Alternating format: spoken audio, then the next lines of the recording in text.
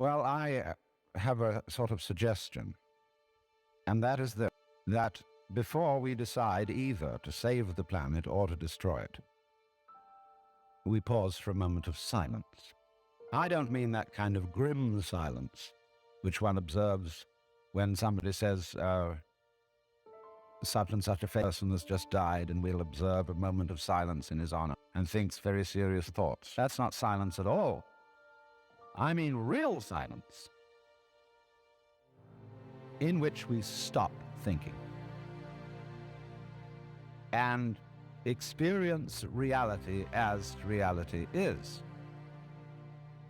Because after all, if I talk all the time, I can't hear what anyone else has to say.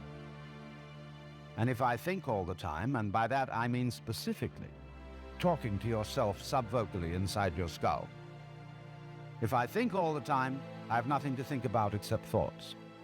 And so I'm never in touch with the real world. Now, what is the real world? Some people have the theory that the real world is material or physical, and say it's made of kind of a stuff. Other people have the theory that the real world is spiritual or mental.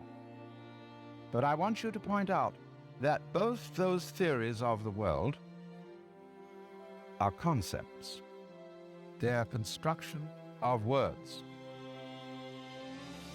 And the real world is not an idea. It is not words. Reality is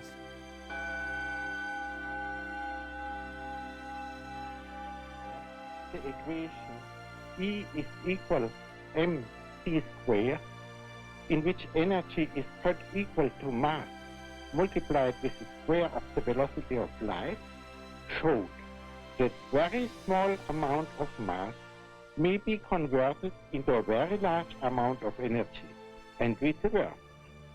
The mass and energy were in fact equivalent, according to the formula mentioned above.